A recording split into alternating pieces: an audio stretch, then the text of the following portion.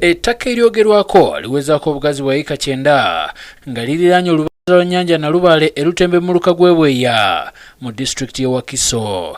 Ettaka lino Musigansimbi munnansi wa Eritrea Ezra Gebrengus yaligula ku musuubuzi Peter Sajjabi mu 2015 kyokka yeewuunya mu mwaka oguwedde abantu batamanyi okuvaayo ne batandika okulyesenzaako. So I bought this land to develop, but with some land grabber it is challenge for me to defeat them because they are coming to destroy me. They are taking my land. Kati onayagala minisita w'eby'ettaka Judith Nabakoba n'omukulembeze w'eggwanga lino Yoweri Kaguta Museveni okuyingira mu nsonga ze asobola okufuna obwenkanya. I heard she has helped so many people, so I need her help to identify, to see who is the genuine owner for this land. Kansala w'ekitundu kino era nga yabadde akuuma ettaka ly'omugagga ono Ismail Sekandi atubuulidde ku ngeri ababbi gye bazze beekulubeeseza ku ttaka ly'omugagga nga batuuka n'okumusibisa olw'okubalemesa. Ettaka mbimanyi n'alindekera ndikuume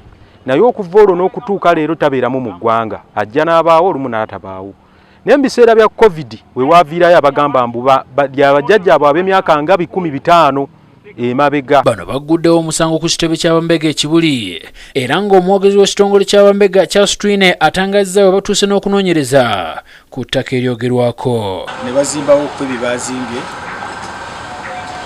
okwemulugunya ne kujja, so essaawa zino tuli kunoonyereza tujja kumanya ekituufu kyekiriwa. N'abatuuze b'oku kyalo Jimbo mu muluka gw'e Rukwanga mu Wakiso balaajanidde bakikwatako okubayambako ku bantu abaagala okubabbako ettaka lyabwe. Abatuuze bano nga bakulembeddwa mu Mathias Kizindo bagamba nti bamaze ebbanga nga bakozesa ettaka lino nga tewali abataataaganya wabula kyababuuseeko bakanyama be bazze ne bazingako ettaka lyabwe era nga kati tewali akkirizibwa kuyingira na kubaako kyakolerako. Bagamba mbu Meja bya Ruhanga ly'eyagula ettaka. Mbuuza taata wange bya Ruhanga omumanyi tamulabangako, tamumanyi na mumanya. Kati bonna bafujinga ebipapula bya kkooti mbu simanyi bagenda mu kkooti mu 1985 Meja bya Ruhanga n'agenda ebweru mu 2019 ng'ayita Mutukula.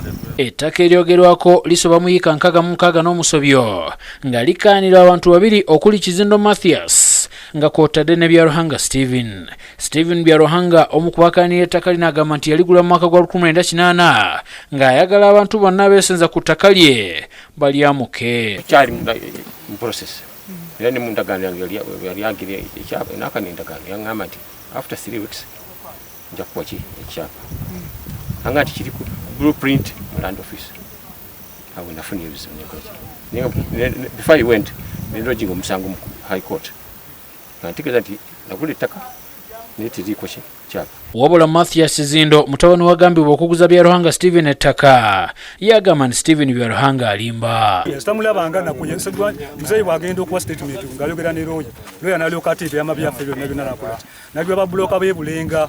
Julius Kafuluma ne Joseph Setimba ku lwa Bukedde TV.